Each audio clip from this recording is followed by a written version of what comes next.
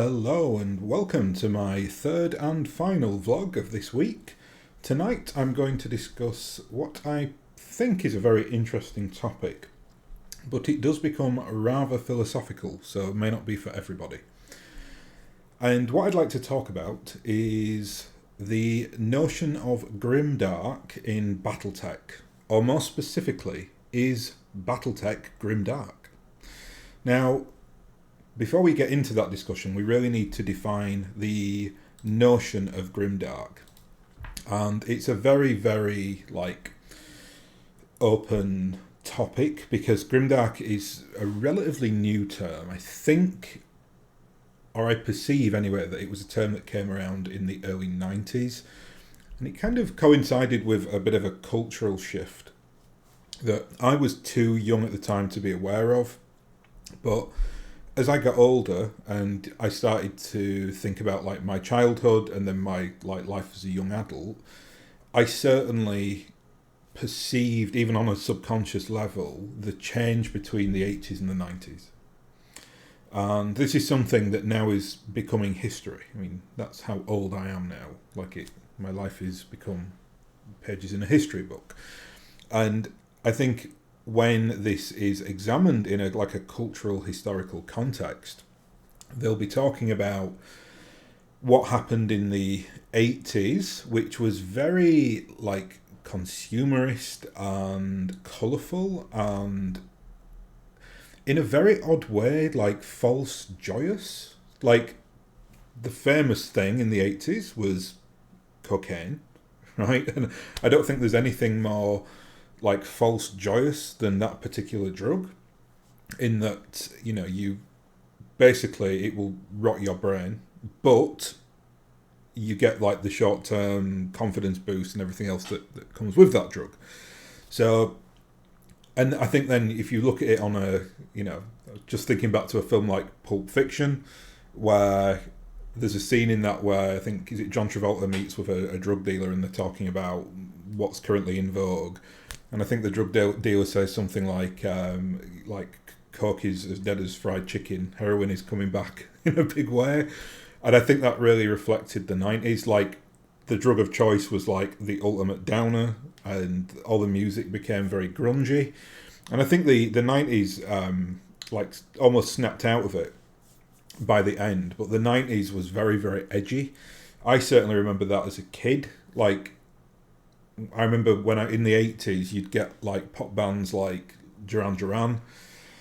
And the deepest that it kind of went were bands like Tears for Fears, who were a very, very good band. Very, very underrated band, by the way, Tears for Fears. But I think if you look at what resonates in the 80s, it's the big Hollywood blockbuster films and the things the Duran Duran soundtrack, which is very overproduced. I mean, don't get me wrong, Duran Duran are really quite a good band, I think, but it's not exactly. It's more music that you'd hear in a hairdresser's, as opposed to something that eventually got very popular, like Nirvana, or I'm thinking over in Britain, the Stone Roses, bands that just started to change the cultural landscape. And BattleTech, to get back on topic, I don't want to veer too off into some kind of cultural debate here, but BattleTech is a game that came around really in the 70s and 80s. I mean, I'll put it. I know it was released in the 80s, but all the kind of concepts for it presumably were built and were thought about in the 70s by the game designers before it all went live. And it's got a very, very different feel, therefore, from the 80s, which is kind of odd because I think the aesthetic to BattleTech is very 80s. If you pick up a BattleTech book and you look at the artwork, in the early books, or even in the 2000s books, it felt very, very retro. The books that I've now got on my shelf, it looks very, if a book that was published in 2000, if you'd have said to me it was published in 1989, I would have completely believed that. That's kind of the thing that they were going for, and the aesthetic. But BattleTech then is not that it's a lost like format. You know, it's not kind of in between worlds or anything like that. But I think to an extent, let's just do a little or a very quick cross analysis with the famous Grimdark Dark IP, which is Warhammer 40,000. Warhammer 40,000, as far as I'm aware, I mean, I know it was a thing in the 80s, like the late 80s, but it really got its like badge of honour and what it eventually became in the 90s. So it really did run alongside things like, you know, grunge music and like the literature that was out at that time. And it felt very like nihilistic. I think that's probably the only word to really use for Grimdark. Nihilism, if you are not aware, is like the philosophy of the meaningless. It's quite a complex philosophy. It's much more like complex and abstract than I could ever give it credit for in a, you know, what, a 30-minute chat on YouTube. It deserves analysis. But it's a very, I think nihilism's almost a misunderstood philosophy to some extent. So, I mean, people always relate it to, you know, like Nietzsche and very horrible things in history, really. Like nihilistic thought tendencies tend not to go very well if you look back like historically. And it's not like a modern philosophy either. I mean, there is kind of a nihilistic thought process that I think people can fall into if they're not careful, and it leads to tragedies in people's personal lives and collectively as well as a society. You know, if we all buy into the theory that everything is meaningless, then things get pretty horrifying pretty quickly, because like the fabric of what society and like social norms are begin to deteriorate. And Grimdark is I suppose, like the cultural expression of that. And 40k is definitely the poster boy or the poster child of what Grimdark is. There are certainly other like intellectual properties that are Grimdark. I mean, I would kind of argue that Game of Thrones is Grimdark, but or certainly the television show. The books, I think, are more complex, but I think the people that the people that adapted the writings to the television show have clearly got an understanding of nihilism, right? Like it, and I'm not saying they are nihilists. I just think there's a clear, especially in the early seasons, it's very like you can build like a hero character up and then just kill them, right? And that is an expression of nihilism, which is saying, you know, it's very like, in a lot of ways, it's like anti like the hero myth, which is something that like either world religions or high fiction deal with. Like Tolkien's very much like on that side of the fence, but Game of Thrones or Song of Ice and Fire, if you want to refer to the books, or there are plenty of others as well, where you kind of end the book and everybody's dead. Right now, for me, I've got to be honest, that always leaves me wanting. Like I know that there's an edgy aspect to that, and it's a very brave thing that a writer has to do to kill their characters. You know, don't ever dismiss that. You know, if you have done any writing, and you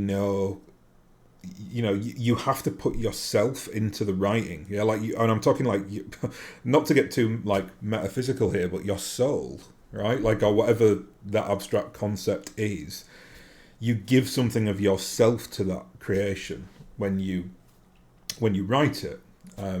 I've known quite a few successful writers who I've had that discussion with, and I think it's very obvious that happens. I think, in a sense, I remember one writer once said to me, it's like when you become a parent, like everything changes. Like your thought process and your world kind of directly run alongside that child, and you have to give so much of yourself over to that process that you almost become insignificant. And I think writing is that on almost like a cultural level. Like you have to give I don't know, I mean, look, I'm a trained anthropologist by profession.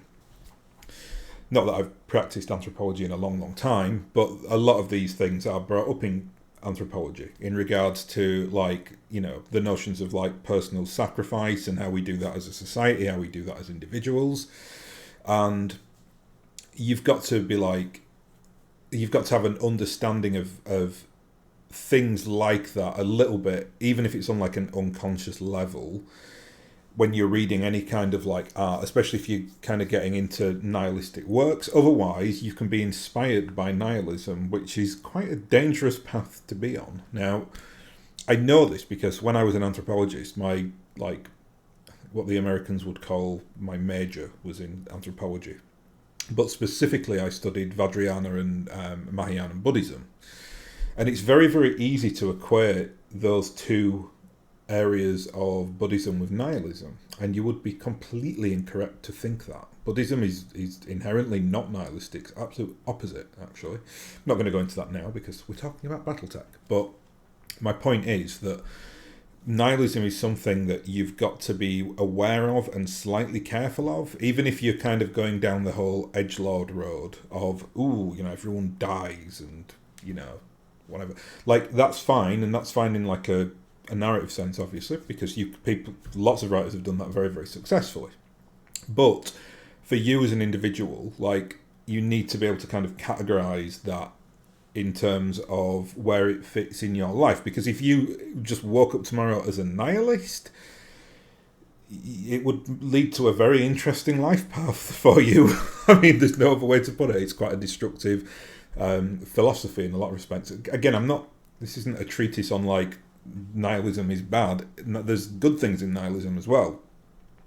But as like an overriding force as a philosophy, there's a lot of negative connotations. So you need to really separate that out from Grimdark. Like, Grimdark is inspired by nihilism, but it's not inherently nihilistic. I think it's almost like nihilism for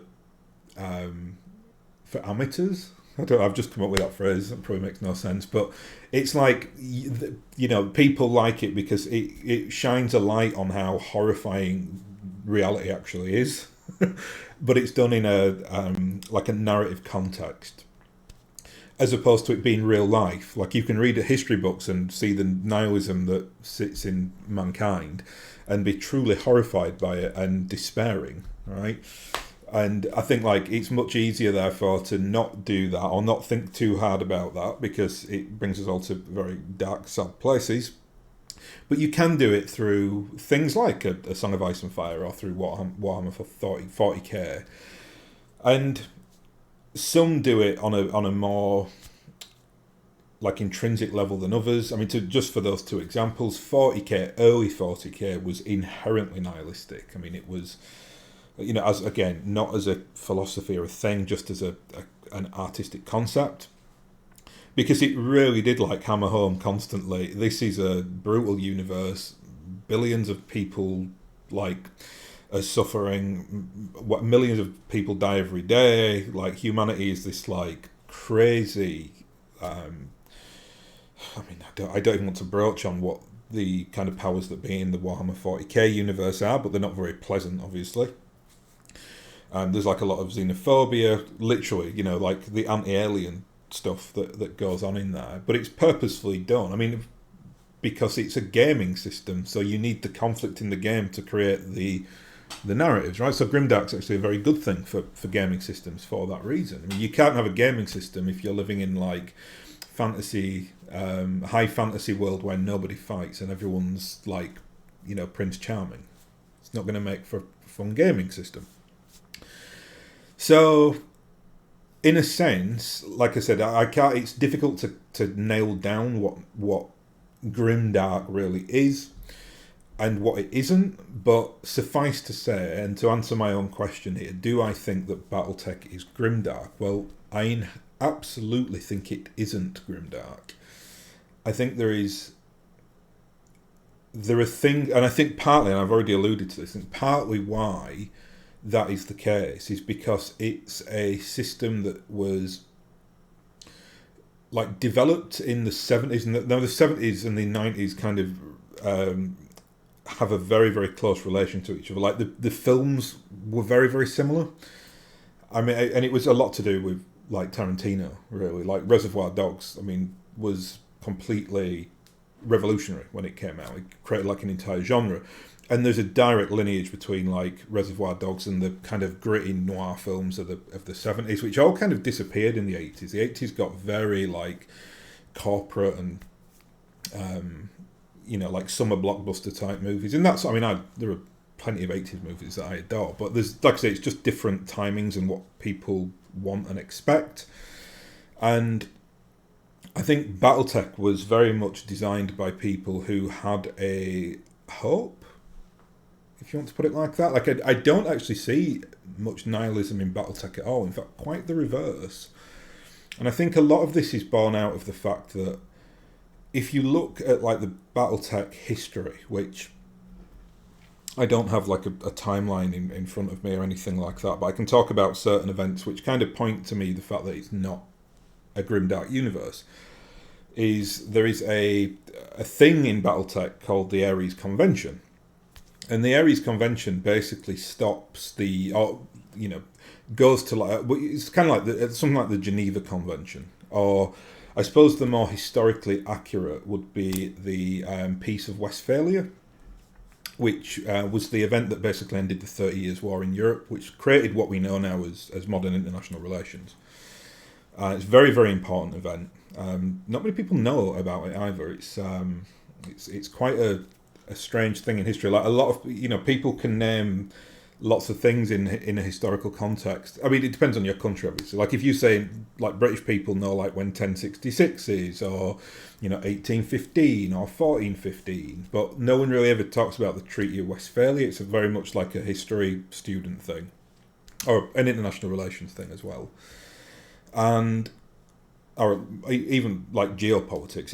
It's a very important event actually in like world history, and the Ares Convention is clearly a reflection of things like the Geneva Convention and the Peace of Westphalia.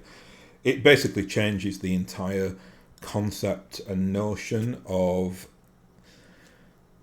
No, this is complex because it's diplomacy, because if you kind of go on the assumption that warfare is just like the last result of, communication, right? So like you've got like your levels of diplomacy, and warfare is the one where there is nothing left to say, to a lot of extents anyway. It's more complex than that, but so therefore the kind of question is, do you get people to sign up to agreements whereby, like the Geneva Convention, where you say, okay, well, no matter what the other side has done, you don't torture people, and if you do, you are like breaking the convention of something that other countries have signed, and then we can put trade embargoes on you, and we can damn you in the UN, and other countries might come and join the war against you or whatever else. So there's kind of there's a collective notion and effort to say you've got to behave in a certain way or else there will be consequences, and that's kind of what an international community will do.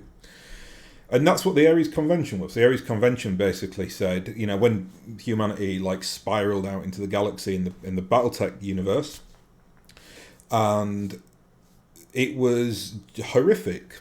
I mean, I think that's where it really is grimdark. Like it was, the people were nuclear bombing each other, and just like unrestricted total warfare, which is a concept that we have seen in human history, but this is on a level that, like, World War II happening like every 6 months somewhere, and then like in 3 months' time there's 2 World War IIs in the next door solar system, or the next door star system.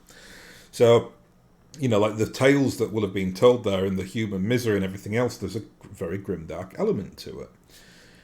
But the Ares Convention, which I think is very pivotal in BattleTech, it's the linchpin that holds it all together. Because 40k is the other big gaming system, if you think about 40k and that linchpin system, which is very much the Horus Heresy, and when the Emperor is nearly killed, and the Emperor is still alive, but they kind of have to sacrifice untold amounts of psychers to the Emperor so that he can maintain the the power to keep the warp field in chariots. If you know anything about 40k, you'll know all about that. If not, go watch a lore video on it, because it's quite an interesting topic. But that's very grimdark, right? That's like this poor guy, the Emperor, has to live in like perpetual state of living death so that he can serve humanity for year after year after year. And then not only that, but they have to sacrifice thousands of innocent people to him every day so that he can continue doing his thing. And if anything happens to him, humanity basically gets torn apart by demons. That's Grimdark. And that's the linchpin, and that's what holds the 40k universe together is what happened in 30k universe. And then the universe itself takes place 10,000 years after that. For BattleTech, the Ares Convention is, very much the linchpin of it because it starts to put restrictions on warfare.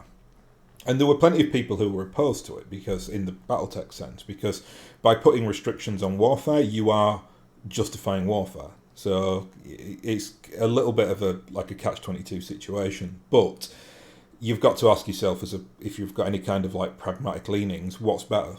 Unrestricted warfare or restricted warfare? And how do you go about getting from unrestricted to restricted? So the Ares Convention is the pivotal point of BattleTech is absolutely anti-Grimdark in a lot of respects. It's very hopeful. And out of that, you have born this culture of, eventually the Ares Convention, eventually, even though it's ratified, it becomes very important and hugely influential when the battle mechs start to get on the production line, because you can go hand in hand with what they signed at the Ares Convention in terms of restricted warfare, and then you've got these new chariots or knights or whatever you want to call them that can kind of battle it out with one another to decide the fate of whatever, whether it's a city or a planet or resources or and I'm not being naive on that. BattleTech's not just about that. There's very much a pragmatic warfare element to it. That's the main thing. But there is there's almost an honor code though to it, and it's not, and there were instances of horrifying bombings and nuclear bombs, and I think the Capellans kind of and went crazy on the Taurians post Ares Convention, even though they. The Taurians didn't sign up to it. That's another story entirely. But my wider point is here that those two factors created a really, in a sense, a bit of a not noble bright, but it is edging on the side of noble universe, and you can see that reflected in, if you read BattleTech literature or see the artwork, it's very much more colourful and vibrant and Band of Brothers-esque. And I said this on a video that I did previously this week, where I said I think there's an element to BattleTech where the people that wrote it had clearly been in warfare. It's so obvious if you read the the early stuff. They don't glorify warfare, but they see the glory that can be attached to it. Which I've had friends who are soldiers, and they tell me about this, that there is an honour to combat. And I think as a species, obviously, we've changed absolutely dramatically. If you go back to classical history, that honour was direct. When you went on a battlefield, it would be effectively mano a mano, right? You've got it. It would be the strongest, toughest guys in the army would win you the war. Right now, it's who's got the best IT, right? So the dynamic has changed, but there's still an element of the nobility to warfare and to combat. And this isn't a pacifist warfare argument or anything like that. It's just that you can see how that happens. You can see how that happens, how militaries manifest themselves after time when they get their battle honours and the regimental honours and things like that. You can see very much that there is an emotional context to warfare that is actually studied quite a lot in especially anthropology and historical anthropology, about how that developed and how humans use that, and almost very complex notions of culturalistic violence, which is what you can say warfare really is. And that's why I think you can't define BattleTech as Grimdark for that main reason, that its pivotal point is actually a point of hope. The Star League is a wonderful point of hope. I know the Star League got a lot of things wrong and eventually, really ended up causing massive problems. But the theory of the Star League, the concept of the Star League, which was, let's make sure that as a species we are unified and working together, and that everyone gets the advantage of the technical advances and the medical science and all the kind of positive things that come with that progress. And it was, like man's avarice and like contempt and politicking that destroyed the notion of the Star League. And I know, like, Stephen Amaris is the one that everybody points at as like the big, like, bad in BattleTech, but it's far more complex than that. Like he was a catalyst for what happened, but it was very, very bad decisions, political decisions made by a quite naive regime at the end of, before like Star League disintegrated and kind of fell in upon itself. And then you've got to look at it as a gaming system, which is very much, you need then that kind of conflict to drive the game. And that's what the Succession Wars is. So you get that, there's hope, there's a civilization which is incredible, then it all collapses, and then things get pretty bad. And that's where the gaming system exists. So it's that, I think if you draw it right back though to its philosophical like point of light, then you cannot say that BattleTech is grimdark. And I think a lot of that is really reflected in the art. I mean, I love the old BattleTech art. I think it's absolutely, there are works of art in there. I mean, there's comical stuff in there as well and terrible stuff in there, but some of it is just so, like, it really did set the tone for so many different like IPs and universes. I mean, I always think that like BattleTech reminds me quite a bit of Tank Girl, which is I never read. I think it's a comic. I mean, there's a film like in the 90s of Tank Girl, and I think Tank Girl's a very similar to BattleTech in that you can perceive it as grimdark. Like Tank Girl can get quite dark, but there are like notions of like hope and like honor in there, and it's similar in a lot of respects, especially like in how it looks and feels, and how, I mean, it's more like adult themed than BattleTech is. BattleTech is very much like a. Would you say that it's like a PG level universe? Probably not, because there's a lot of war and destruction in there, and lots of horrifying things happen. But if you read the books, like, it doesn't really deal with like majorly adult themes. That's not me patronising this. This is that's actually a good thing. I think that makes it more open to more people, as opposed to something like Warhammer 40k, which at the moment is going through a huge existential crisis, because its core fan base, of which there are many, many people, you're probably talking hundreds of thousands of people who will buy and play and paint and read Warhammer 40k. It's got a huge fan base.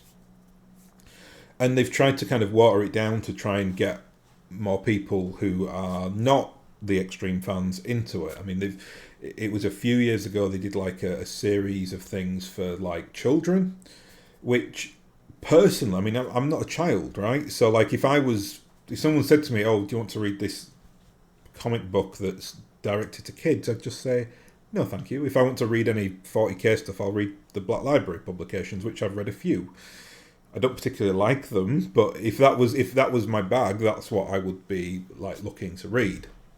And there are some good ones. I mean, they do have like a stable of some good writers, actually. So, it's not a bad IP as narrative goes by any stretch of the imagination. But BattleTech is very much more and I've not read all the, like by a long way, I've not read all the BattleTech fiction books, but the ones that I've read and the source books and things like that, I feel like it's directed at a slightly younger audience as an introduction. Like, it's one of those great IPs, and this is why I love BattleTech, really, or one of the main reasons, because I've got like friends now who have got like kids who are like 10 years old, right, or coming up to that age, and they always kind of look to me for gaming things, because they might, they might see their kids playing computer games, and they might say, you might want to try like tabletop, because this is my opinion. I think tabletop is so much better than computer games, because it forces you to kind of have conversations and communicate with people directly face to face, which I think is very, very good for young people in general, and for old people like me as well. I think it makes just for a much more enjoyable experience. Computer games absolutely have their place, and I play computer games, but you can't ever say that they're as personal. Even if you're playing a computer game with somebody else in the room with you, it's very much an impersonal experience, because you're doing it through a medium. Whereas tabletop, the medium is a physical thing that you can touch and feel and move around, and it's just got a real like realism to it, which a lot of modern life lacks because we're so digital. So that's why I think BattleTech is a hell of a lot easier for people to get into, and I think in the long run BattleTech will actually have the advantage over that, because it's also, if you want to kind of look at this from a slightly different perspective, is that BattleTech is an incredibly inclusivist universe.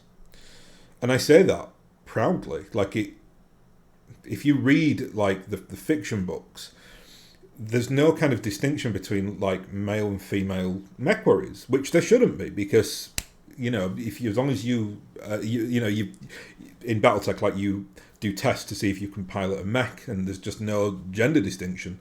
So, and if you look at all the houses, which I think were initially could have been perceived as what would be problematic in a modern sense, because like the Capellans were very much associated with like communist China and like North Korea, and there was very much like a post-Vietnamese I don't know if you go so far to say like discrimination, but you definitely get that feel like with the Capellans, which they basically got rid of all that in the 90s. So, but the early stuff does have that feel, and I think the Kurita as well. Kurita, the name, the House Kurita, it's named after like a World War II Japanese general. So, and it's an American IP, so obviously it reflects the things that those writers that were developing this game were involved with when they were like growing up in the 60s or the 50s and 60s. So it's inherently going to have those like biases and things now that like modern audiences would find like very, very uncomfortable. But I think one of the great strengths of BattleTech is that they adapted to that. So the Kurita, or the Draconis Combined, and the Capellans were no longer that anymore. Like, they were not seen as like the antagonist just because of some kind of like racial stereotype. That got, the clans, I think, it really did fix that to some extent, because the clans became the antagonists, and they are just like, they're not representing anyone other than their own little clan thing that they've got going on, that like their own culture. There's no like real world like affiliation to that. And that means, in a lot of respects, that BattleTech has honestly gone through like a cathartic process of developing its narratives and getting into a much more interesting place without all the horrible baggage that you attach to that. The problem that something like 40k is going to have in that Grimdark universe is that they are now trying to kind of package up and sell a product to like a younger audience, or like a or not a non-committed audience, but an audience who aren't that into it, like some people who got back into it in the 90s will have been. And then your core audience is just going to be constantly complaining about that and saying you're watering down the product. You're making it like vanilla. You're taking all the things that I fell in love with this game out of it. But I can tell you right now that Games Workshop see problematic things in their IP and their universe. And one of the things that I can see without a doubt is Slanesh, who is one of the 4 Chaos Gods. And they are effectively just trying to they're not retconning Slanesh, but it's like, oh yes, Slanesh, he's a thing, just put him in the corner and we won't talk about him anymore.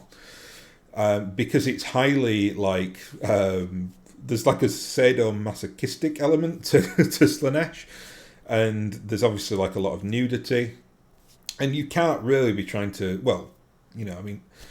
it's very Hellraiser, right? And Hellraiser is like an IP in the 90s. I remember like people being terrified of Hellraiser, in the 80s and 90s, like, oh, such a shocking film. And you watch it now and it's really quite quaint. Yeah, like you're not. I mean, it's actually I think it's actually a very good film, it's Hellraiser, and I mean the like the physical makeup and the reality of what they're doing when they were doing like their set pieces looks absolutely brilliant. Does Hellraiser? I mean, I still to this day, like I watch films like that and I'm like, how did they do that? I mean, it just must take such effort. It really does stand up. But you've got that situation where there is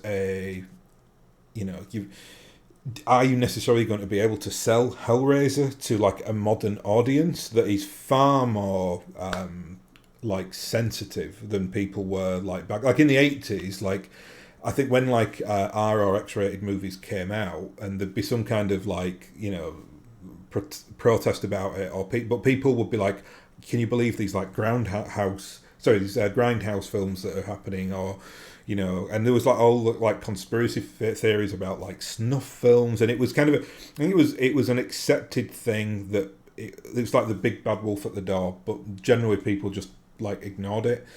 Now with the way that modern media is, you just can't get away with that anymore. So if you create like a controversial product, it's there for all to see, and people will be boycotting it, and they'll be looking to track down the financiers of the project, and it will be like ripped apart. So it's why, and that's not inherently always a bad thing, because sometimes like art that becomes like a cliche of itself when it pushes the boundaries for the sake of being edgy is usually not very good. I mean, you can argue till the day's long about like freedom of rights and expression and art, and I very much agree with all those things, but for the most part, like what are you adding culturally to something? Well, like grindhouse cinema, which is, I mean, I've got loads of like grindhouse films, and they're really crazy and silly, and they're kind of their time, and they're so like, but they are quaint now.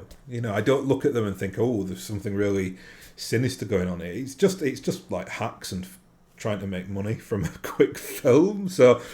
And I think it's like people took it too seriously back then. They take it too seriously now, but that's a discussion for the ages. I mean, that discussion is happening all around us now in terms of like censorship and social media.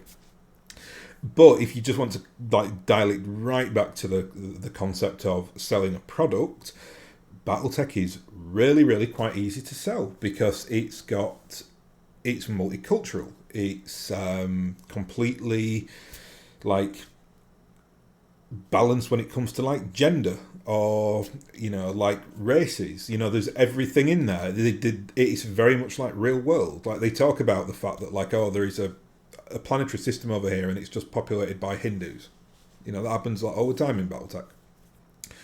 And so it's things that we can like relate to, and like anything goes therefore in BattleTech. So you could have